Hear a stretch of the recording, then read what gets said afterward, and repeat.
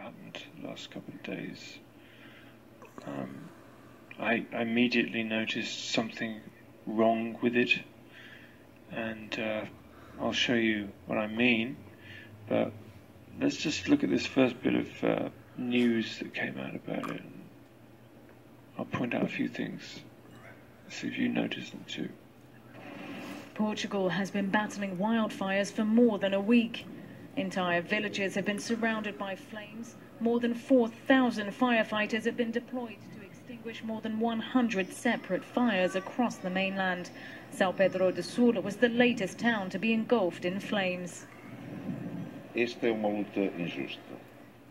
This is an unfair fight, because it doesn't just depend on us.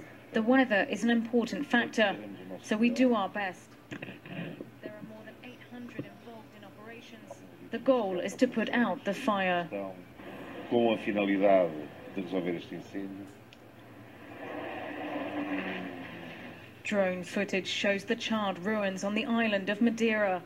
3 people were killed and more than 200 buildings were damaged or destroyed after one... Okay, I just want to... Let's go back to that bit and see if you can spot what I can spot. Now, this is normal for Madeira. This isn't charred, burnt hillsides. This is what Madeira and all those kind of rocky island, Atlantic seaboard kind of places look like. They're all barren and they've got very thin soil, they're rocky, okay? They're not covered in lush green forests.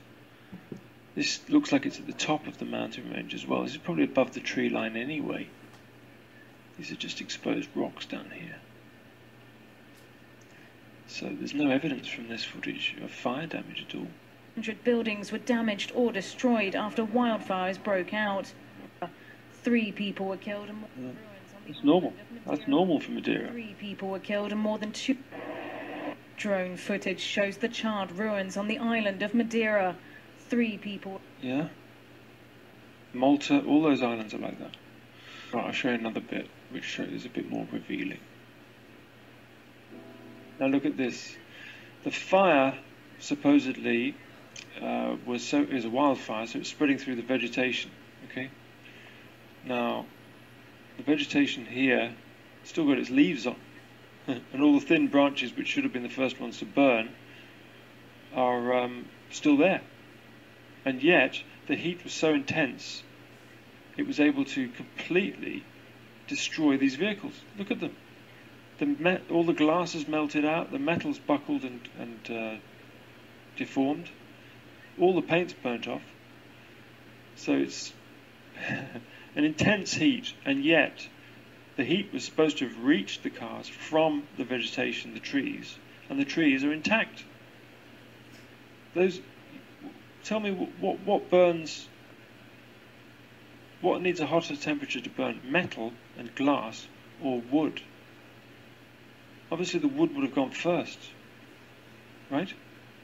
This is exactly the same as Gatlinburg.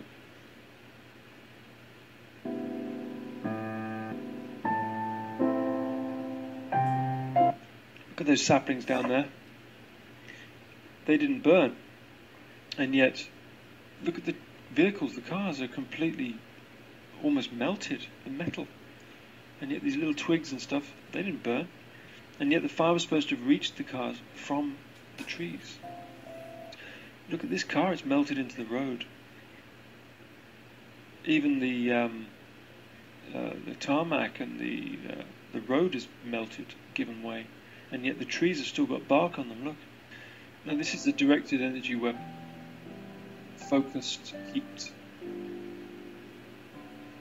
Right, but the engine's completely exposed, it's destroyed the car, and yet these little thin spindly branches are all perfectly intact.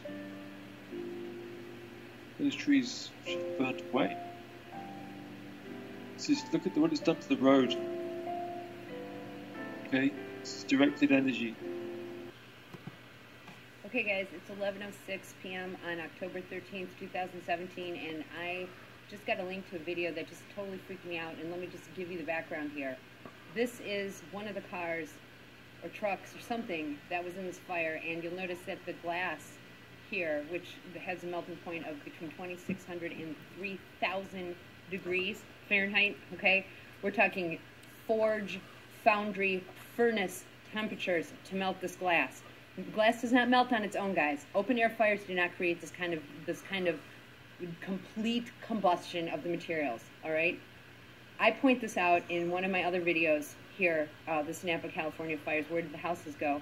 I point that out right here, and I'm going to emphasize this one more time because I just got a link to a video on Facebook that proves that I'm right. And this is, I don't need to be right. I don't even care if I'm right. I'm just going to show you this. You guys, this is not normal. This is the link, okay? This is the link to the video I just saw. And the reason I'm making this video right now is because you guys need to see, here's the argument right here. The metal bent. It's like, I don't know, it's such a complete and perfect burn. There has to be something that bypasses the obligation to have an enclosed space with constant feed of oxygen. Because those are the laws of physics. The laws of physics regulate that metal does not bend and melt, and that you need a certain enclosed space with constant feed of oxygen to create a furnace. And this is like something has created furnaces out of these buildings. This is not normal. This is not a normal fire, guys. And I point that out because I was looking at the devastation here, where I go through and I show you guys that in an open air fire, you have peak temperatures and then they drop, and you'll see that if you watch this video, you'll go through and you'll see what I'm pointing out, that in order to get this complete dustification of everything, it's as if something turned these buildings into a furnace. Okay, because there's laws of physics that have been defied here. And just to back that up, I want you to look at this video that somebody just sent me a link to. This blows my mind, but this proves my point. The craziest thing I've ever seen. Alright, this is f***ing rad. There's a fire in Shelbyville, and it's going straight up the middle of a tree.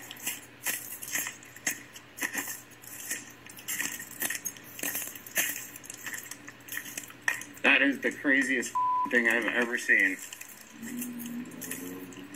It's hollowed out the tree. This is not normal, guys.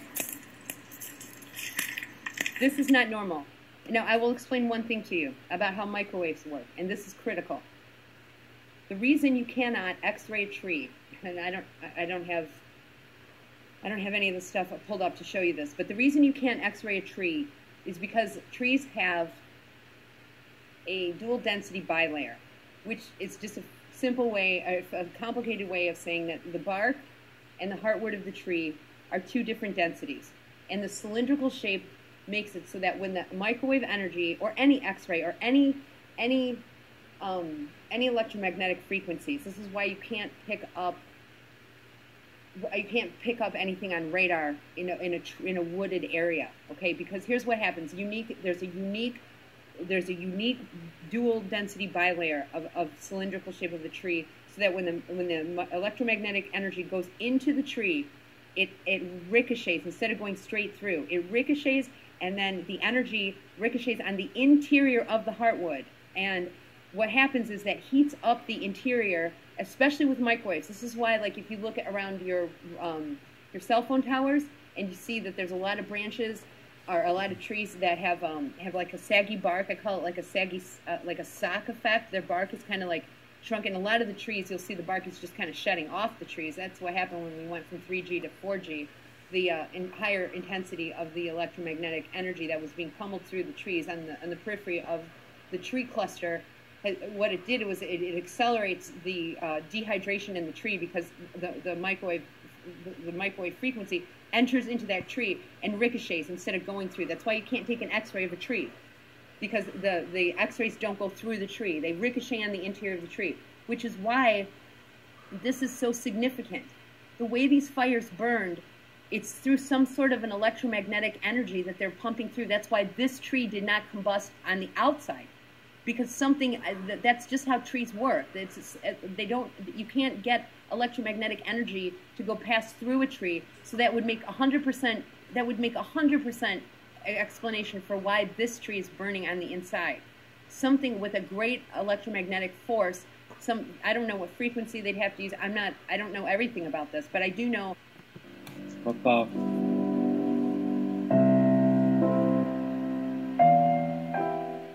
This is the same way that they brought down the Twin Towers. Same technology. They've had this since at least the 1920s. They've been sitting on it, keeping it wet black, you know. Looks identical to the Gatling fires. Look, vegetation intact. Trees just lying there. Look at that. All those leaves are still on the trees. And yet the intense heat was so intense that it destroyed this vehicle, which is made of metal.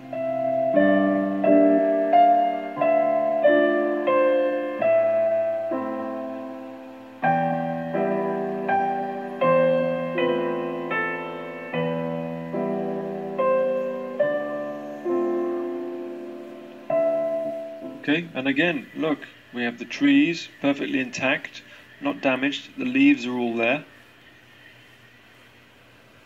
And yet the vehicle completely incinerated, very high temperature. Road destroyed. Look at it, all the surfaces. Looks like they just run a beam along there and kept the beam going as it's gone down the road. Trees perfectly intact. They should have been destroyed. Let's have a look at the Gatlinburg footage. So here we're going to see the Gatlinburg. Again, this is a drone tour of the damaged area. Okay, same format, a drone tour. Channel 5's Chris Conti, photojournalist. Our team coverage. There we go. Okay, aerial tour, same thing. Similar sort of terrain, right? Mountainous trees and stuff. Same format. The deadliest wildfire began. It is harsh, unforgiving terrain. And it is Blah-de-blah. Moisture for months. The iconic get untouched. Now look at this. Okay, you can see, can't you? Trees a bit damaged here, but around the trees have even got leaves on. Look, and yet the houses have completely been destroyed. Completely. This looks like sort of cement or... but anyway, they're completely destroyed. You'd think they'd be black, but who knows, maybe for some freaky reason they got white ash all over them. Yeah, the trees have still got leaves on them and little branches and twigs. What I'm saying is that the heat originated here and then slightly singed the surrounding area. It did not reach the houses from the surrounding area, because the surrounding area would have had to be completely incinerated. And then they're untouched, as he says. Highly selective. Destroyed the skylift, sparing the chairs themselves, but destroying the... Look at this tree here. This should have had its leaves and little branches burnt off, and yet it's intact, and yet the ground... What's he saying? Wheelhouse. Dollywood remains unscathed, while community the chairs themselves, but destroying the wheelhouse. The fire almost destroyed the skylift, sparing the chairs themselves, but destroying the wheelhouse. Destroyed the wheelhouse. Another house completely destroyed, just like in 9/11. It works selectively on whatever material they dial it to affect. It's infrasound, you know, it's a frequency thing. Trees, they were probably burnt by the heat radiating off the focus of the directed energy beam, which was the building here, which completely flattened, destroyed. Dollywood remains unscathed, while communities above have disappeared into obscurity. Look at this. These houses completely destroyed. Very focused. Only on the houses. See, all the trees around, intact. Houses destroyed. Very, very focused. This is a concrete car park. Nothing to burn there, and yet it's been destroyed. This is concrete and brick that's burnt and destroyed. And then there's this, the Westgate Resort, where at least 2 people... Entire resort completely destroyed. Only half the resort still stands. The damage from this one spot looms over downtown Gatlinburg. You cannot truly understand... Loads of trees still standing, look at that. Unless you see it with your own eyes. Trees, all these little thin little twiggy bits, they would have gone straight away in that kind of heat. Close to 2,000 And yet the houses, the trees, all the trees down here, totally intact, unharmed, everywhere, surrounding them. homes and businesses. Trees intact, trees, unharmed. This place destroyed. Look at that. The heat was focused on the building. It didn't reach the building from the surrounding trees because they are intact. Look at that. Just microwaves or infrasound, directed energy weapon. I'm going to show you one more example. They've had this since the 20s at least. What happened was that Tesla, he had formed the government in the 20s, whatever it was, Department of Defense, and offered to give them the technology, but they refused. They refused it, and they confiscated after he died, whatever year it was, 1950, something like that. They confiscated all his research papers, and took them a couple of years to get it up and running, and then they got it. They tested it on civilians. I'll show you. So these are all from the 50s. It's just a few years after Tesla was died, and they got hold of his research papers. They were able to test it out. They chose lonely old people who lived alone, who wouldn't be missed, and there wouldn't be any witnesses. Now you see the lady's legs here. Let's look at the image a bit better. The lady's legs are, the skin isn't even blackened. Okay, that's raw meat there, and yet here it's completely incinerated, but only here. It's focused, extreme heat, really focused. What they wanted to demonstrate was that they could hit a person in their living room. You know, the beam will travel through walls, it'll travel through the roof, and they can just dial it in the location of the person and hit them with a very specific, very focused beam that wouldn't damage anything around. I mean, that kind of heat, that would have set the whole house on fire, and yet even her legs, lower half of her legs, are not damaged. So let's have a look at another one. Again, this is another example. These were all in the 50s, and they were old ladies who lived alone. And this is, if that's to be believed, I mean, we don't know. This could have been a human cadaver that they set up in a you know, like in James Bond, you've got Q, who makes all the secret weapons. This could have been Q's laboratory here, and he said, look, let's test it out on a human cadaver, put it in the chair, and see if the furnishing's going to be damaged, see how focused we can get the beam. I don't know, but these are reported to have been actual incidents that were, you know, people were spontaneous human combustion, they called it.